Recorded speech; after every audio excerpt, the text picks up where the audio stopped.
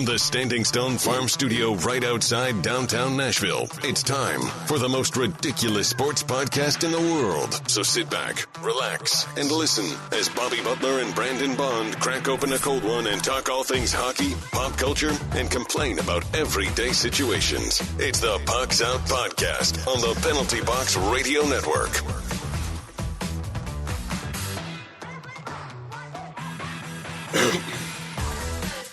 Welcome into the most ridiculous podcast of sports and pop culture. I'm Bobby. He's Brandon. Heyo. You can find us in the three majors of social media at Pucks Out Pod. Now let's crack open this cold Mayday beer and let's get after it. And ladies and gentlemen, happy 4th of July. Don't forget that Pucks Out is powered by Mayday Brewery, the official beer of Pucks Out Podcast. If you were listening to this on release day, then hopefully we'll see you tonight at Mayday in Murfreesboro for bingo. Maybe you're in the car making a cross-country road trip as we speak to come see us. But either way, make sure you come out and see us. And if you came out and saw us, thank you so much. And if you didn't make it, well, next time, make sure you get out there. What were you thinking? You missed it. I can't tell you. It hasn't happened yet. But let me tell you, it was a time and a half. That was had. So you guys definitely missed it. Yeah. Today we are covering the NHL draft. We got a bunch of trades.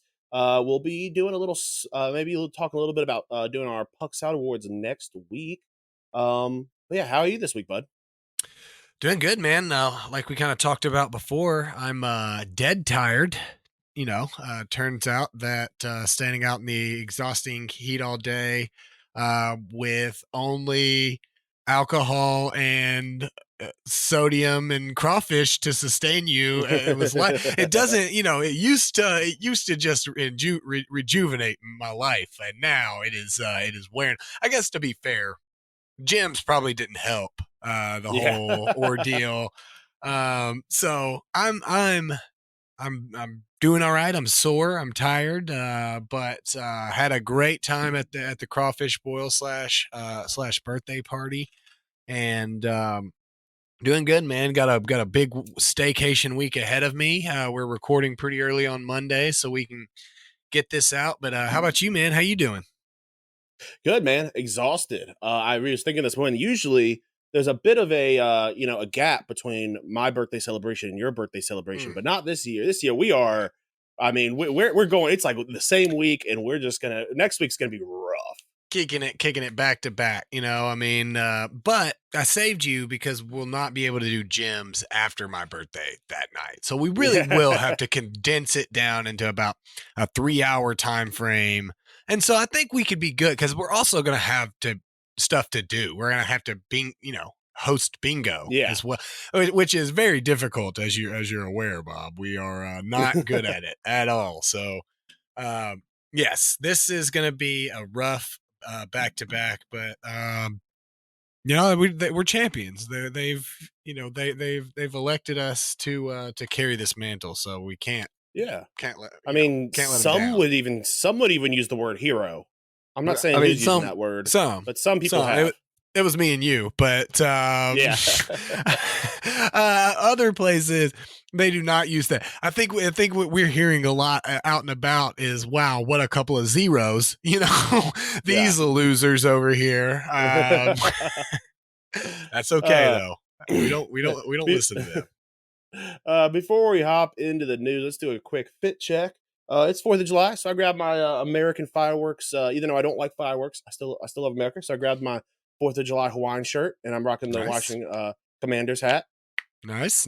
I went with the Mayday shirt since we'll be there coming up, and then my Grizzlies hat in honor of Desmond Bain signing. So, yeah. All right, so let's hop into the news. Everything you need to know about what's happening on the ice. It's time for news from inside the boards.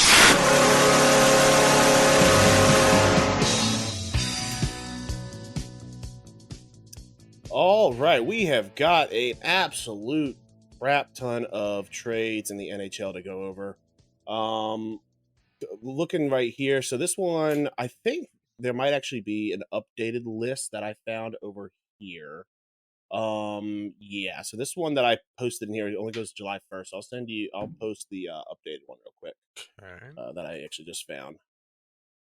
All right, but we'll go down starting from today, day of recording. We've got Dylan Gramble 1 year with the Maple Leafs. We'll skip some of these. Mark Stahl is headed back to the Metro after 2 seasons with the Red Wings and 1 with the Panthers. He's headed to the Flyers on a 1 year, $1.1 million deal. There is another Domi on the Maple Leafs. Max Domi has a 1 year, $3 million contract with Toronto. Tyler Bertuzzi heading to the Leafs as well on a 1 year, $5.5 million contract. Kyler Yamamoto to Seattle. That's a good move for them. I like that. Yeah. Skip a couple of these. Nothing major. Evan Rodriguez to the Panthers on a 4 year, $12 million deal. Shane Gottespier on a 1 year deal to Detroit for $4 million. Heading down here, John Klingberg, 1 year to the Maple Leafs. There's just so many. David Rittich headed to LA. Let's see here. The Islanders extended Ilya Sorokin. Then we've got Alex Galchenyuk is headed to the Coyotes. Let's see. The Penguins, after there was some question about whether or not they bring back Tristan Jarry, but they have brought him back on a 5 year, $26 million contract. That's a big one. And then when I'm looking down here, Nick Bjugstad, he is headed back to the Coyotes. And then obviously we've got the Ryan Donato to Chicago, and the Preds have re-signed Cody Glass. Oliver Ekman-Larsson to the Panthers. Ranta is back with the Hurricanes. Luke Shin to the Predators. That's a big move for us. A little surprising I like that. Move for us. I like it. Yeah. Ryan Reeves to the Maple Leafs. Ryan O'Reilly to the Predators. Another big move after having his contract broke, probably one of the more surprising moves, or a contract bought out by the Jets. Blake Wheeler goes to the Rangers. So great grab for them. Bruins get James Van Riemsdyk. Jonathan Quick, I'm not sure if you mentioned that, to the Rangers. Cam Talbot to the Kings. Anderson is staying in Carolina with the Hurricanes. Korpisalo, big 5 year deal to the Senators. So quite a few. I'm sure we missed something in here. Nyquist to the Preds. But wow, man. A lot of movement. The Preds bought out Matt Duchene's contract, and he then got picked up by Dallas. I'm trying to pull it up. There's a lot going on with that contract buyout. They couldn't find. The only reason they did that is because they couldn't find a someone to trade for him, because I believe it actually cost them more money in the long term on the cap than having to buy him out. So that's surprising that they couldn't find anyone to trade for Matt Duchene. But he was picked up off unconditional waivers. I'm looking to see what his new contract is in Dallas. I don't think this article has it. 1 year, $3 million deal with the Stars. So a little bit of a pay cut for him. Yeah, but I mean, man, Colorado really got cut ties with him at the right time, huh? I mean, he's been a miss.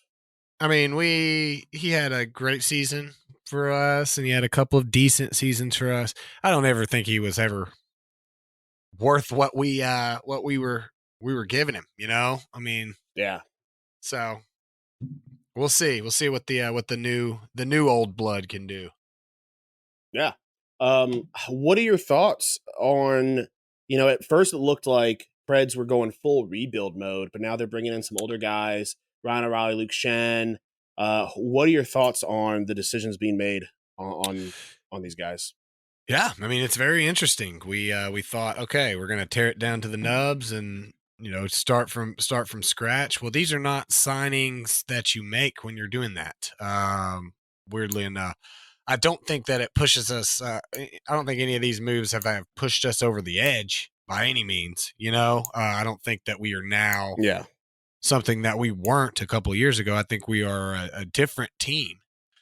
But I'll be interested to see. It's always good, to see your team do well. It's hard to watch them do poorly.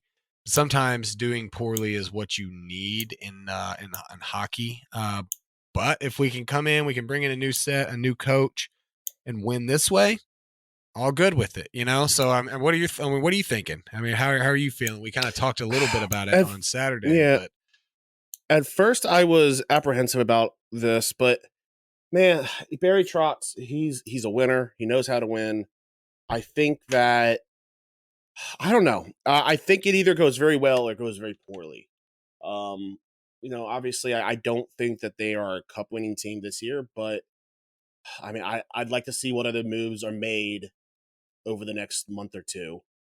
The people he didn't bring in any, like, these are names that come up, but I think that they're big names for us because we're fantasy players. I think that for the average fan, these are not names that are going to put butts in seats. No, yes and no. It just depends. But I absolutely hear what you're saying. They're bigger names for us as we know what they can do overall. They're definitely not flashy stars by any means. It's not something that that is looking to, like you said, these guys are massive goal scorers and they play good hockey and have won. So I mean that's where my excitement is coming from. But yeah, I can agree with that, is that the names are a little bigger to us than they are to others. Yeah.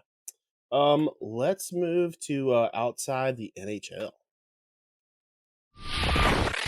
Now that you know what's happening inside the boards, time for the rest of the headlines with news from outside the boards.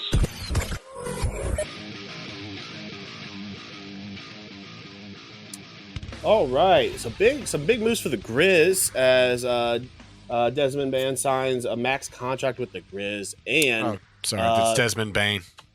I messed it up. Sorry. Hey, you've been on the teleprompter. I'm gonna read. You just read. You just read the teleprompter, man. That was my fault. Everybody. As well as the 2011 NBA MVP Derrick Rose is coming to Memphis as well. What are your thoughts on those? Cool to see Derrick Rose back in Memphis, I guess. No, but great to sign Desmond Bain. Since we've been talking, Derrick Rose has had a knee injury. We brought his name up. We said it 3 times, and so now he tore an ACL. So he's out for the season. But it was a good run while he was there. I think that they're going to be without Ja for 25 games. I think it's a good signing when healthy. Even if he's not the Derrick Rose that he once was, the MVP Derrick Rose, he is a great basketball player, great IQ.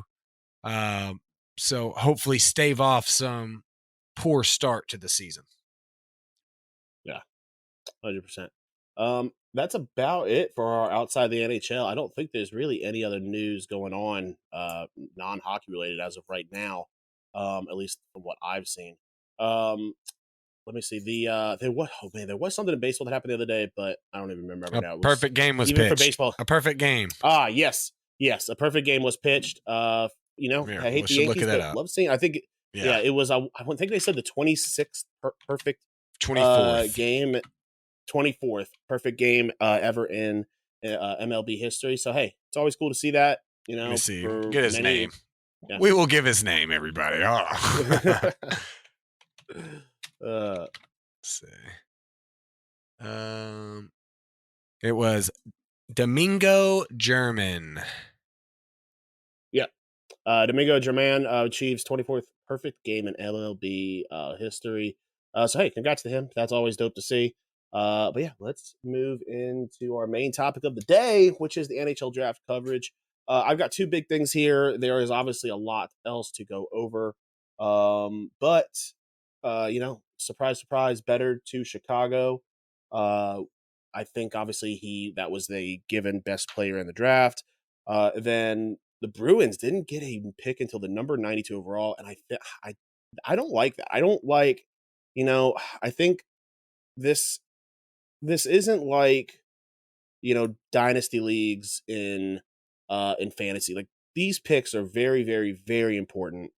And I don't like teams that throw away all of their draft capital for almost an entire year. They will just take the record and cry about your analysis. Yeah. No, I agree. I think they'll also take their first round elimination as well. They will. They'll accept that. That was second round elimination, right? Sorry, second. I thought it was first, but yeah, probably second. I think it was second. They got beat by the Panthers in the second round. Yeah, maybe I'm right. Sorry. No, that was the first round. It was first round. A first round exit. Anyway, no, I mean, Chicago, obviously a big winner. It was a really fluid draft. Some say that the Flyers at 7, Matvei Mikov, that in the KHL, that he was probably the next best talent there. Just uncertainty with his potential contract at the KHL. I really liked what Detroit did. I liked Nate Danielson, who they got at 9. But really did enjoy the Preds pick, Matthew Wood. He's got size, can afford to wait on him a little bit. This was written before our big moves, because it looks like they're in a rebuild, so they can afford to wait a little bit for this guy. So that may not be the case, but I like that move a lot as well. Our defensemen, the write-ups are good on him. They maybe a little early from what I've read, but we needed to get a D-man. I think the last first round D-man we drafted was Fabro, right? In like 2016 or something. I think so, yeah. It was a good bit ago. So yeah. And Matthew Wood is very young as well. I mean, I think he's still at college. He just got done with his college freshman year. So, I mean, as he, so this size that he has now on him, that's fairly new. So as he learns to use that and use it on the ice, I think he's going to improve exponentially over the next 2 or 3 years, I think. Yeah, absolutely. That's the hope for sure. He could use work on his skating. But other than that, I think that he's got a really good opportunity to do well in this league, even if he has to slide into some sort of role. I think, I mean, like we talked about, being 6'4" makes a lot of other things come easier for you. You don't have to worry about that size comparison to anybody else. I do want to talk about the Coyotes being probably one of the sets of big losers here. Really just didn't like the picks where they had them. Seems like they reached a little bit in a draft that it was just go best available,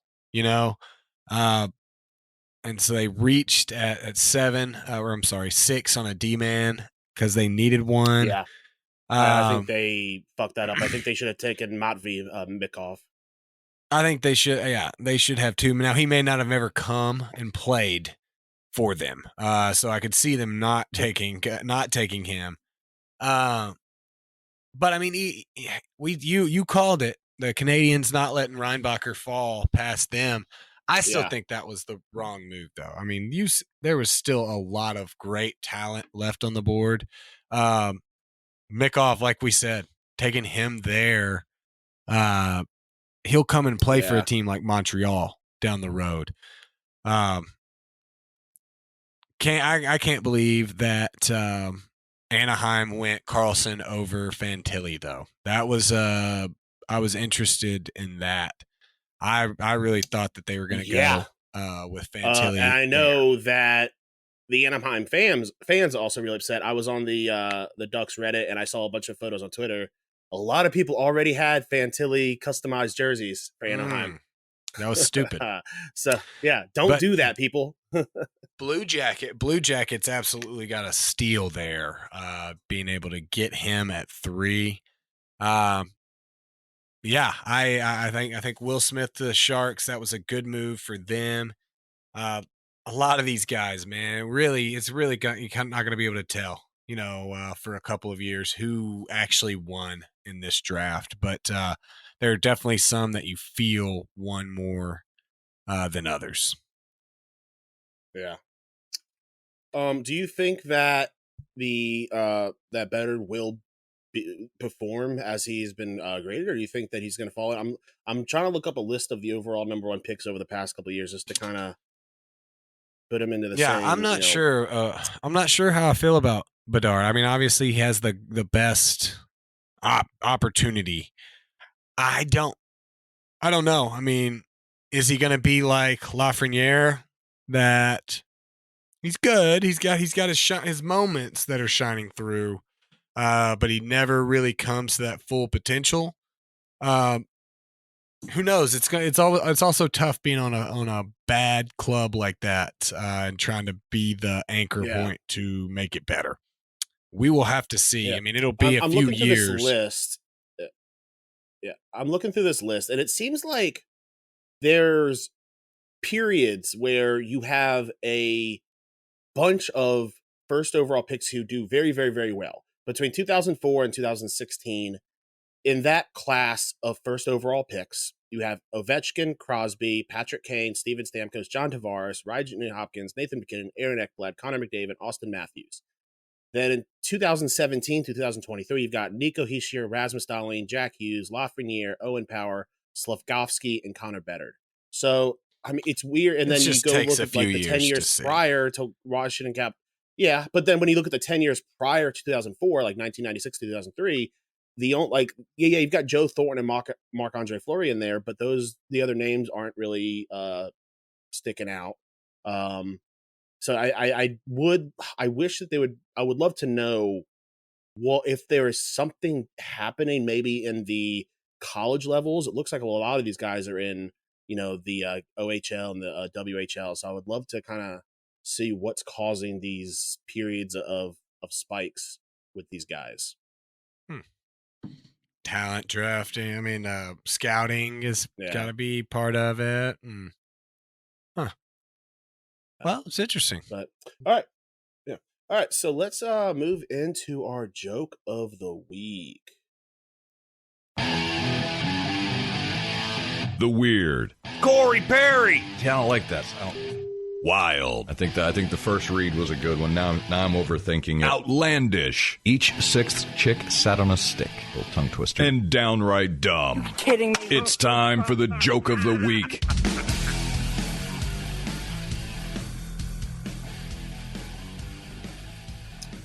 All righty. We have got a story coming from Australia, which is like the Florida of the world. Aussie politician accuses gay penguins of faking it in order to indoctrinate children, that is human children. So down in Sydney, Australia, there is a political party called the Family First, which is a Christian lobbyist conservative party. And the head of that, Lyle Shelton, has accused the Sydney Sea Life Aquarium's famous penguin couple of Sven and Magic of faking their gay love story.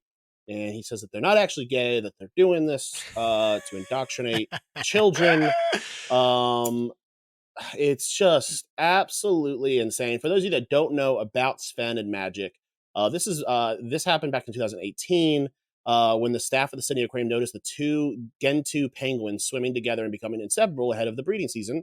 They noticed that they didn't care about going to find a mate, anything like that. So this staff gave them a fake egg and they together were practicing their parenting skills, and then they eventually gave them a real egg to foster, and they have since raised 2 chicks together and have been termed the most devoted couples in the penguin colony.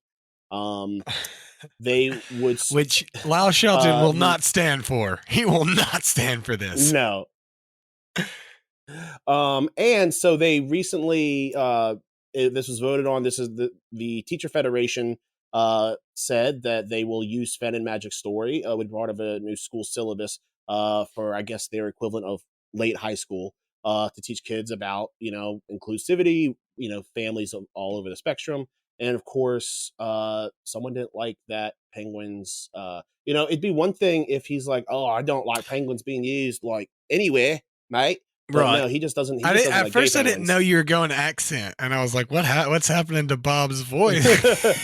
I got it. Then midway through, I was like, okay, he's just doing an accent here. And then I was like, I'm in. I was like, I'm in with it. Well, I'll tell you what, go ahead and finish your story about the gay penguins. So yeah, he pretty much, he there's just something insane about the headline, Shelton rails against gay penguins. Yeah. Inside this article. Very much not on point. Very much like on purpose. Yeah. He's saying that the penguins have been manipulated from the very start, that they were given eggs to incubate together. So of course that they would become, they would make them think that they were gay. They didn't even have a chance to look at women. It's a bunch of insane shit. Let me go ahead and tell you, dude. If you just gave any 2 dudes like a small baby to care for, the first thing that would happen wouldn't be, we're together now, right? We are now gay together. It would be, no, we have to find a woman to now take care of this baby.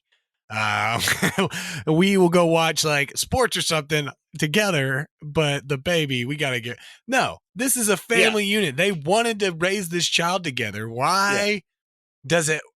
I mean, your name is Lyle. Let's be real. Come on, Lyle. Not to mention, has this dude never seen 3 Men and a Baby? Did he think that movie ended with Tom Selleck railing Ted Danson? That's not how that movie ended. He's not. He's never seen it. He's Australian. He didn't know. Yeah, what a joke, man. Like, this guy has nothing to do, and you're a joke, Lyle. Yeah. I was while I was reading it though, he says some horrible things, but for some reason, when you read it and you imagine him saying it in an Australian accent, it's not less vile and it's almost comedic. So it's like, I think he's saying these things in other countries, like, oh, he's just, he's just a silly Australian. What a joker. Yeah. Yeah. Oh, well, maybe the dingo ate your baby. You're so hilarious. I went British there for a sec. Yeah, right, you did. That was my bad. I caught it. I heard. I felt it. I felt it come out. But Lyle Shelton, you are a joke of the week. Let's move into what's snapping your stick.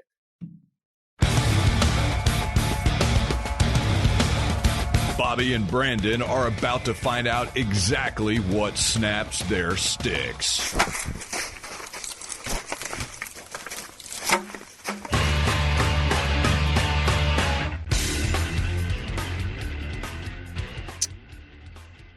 All right, so I had this happen about 20 minutes before we got on here to record. Captcha images, when I'm trying to log in somewhere, have gotten absolutely outrageous. I think I failed this Captcha test a solid 20 times, to the point where I thought, am I a robot? Yeah. And they were making them more difficult by making the image grainier. And I was like, so I went and got my glasses. Like, all right, maybe I don't have my glasses on. Maybe I'm not actually seeing the difference between a fire hydrant and a bus. But no, I'm like sitting here. I'm like, all right, I literally cannot do this any better. I've circled all the fire hydrants. And it's like, ooh, you didn't pass our Captcha test. I'm like, this is bullshit. So I ended up having to find another way into this account. But yeah, it's getting, it's a lot, man. It's like the fact that AI has gotten so powerful that now humans can't even do this shit. It's smarter. It's smarter than us. I don't actually have anything on here. When I was feeling bad yesterday and I would eat something, the back of my throat was feeling like hurt a little bit. And I think it's Bro, like a combo of like smoke. I think I know what it is. Yeah, it's being at gyms, I think. Maybe. And breathing in all that cigarette smoke. Maybe, but also I thought about it and I was like, well, I also just ate like 75 crawfish and just squirted a whole bunch of sodium juice into my mouth like constantly for like an hour or so. So I also figured maybe that could have been it, but also the being at gyms, the smoke could have done it. So that's what's snapping my stick. Very minor. Yeah, mine was messing with me every time I tried to like the what is it, the uvula or whatever. That it was just like I could like it was just so swollen. But yeah, and I'm pretty sure the last time I was at gyms, like after not being there for so long, just because of the smoking indoors, that it got swollen. So I'm pretty sure that's what it is. But that's what it is. We're gonna call it. Yeah. All right, guys. Hey, thanks for hanging out with us. Hope you all had a great time at Bingo. Stay tuned. See you tonight. Future episodes to figure out when we'll be doing it. But we'll see y'all later and have a great week. Peace.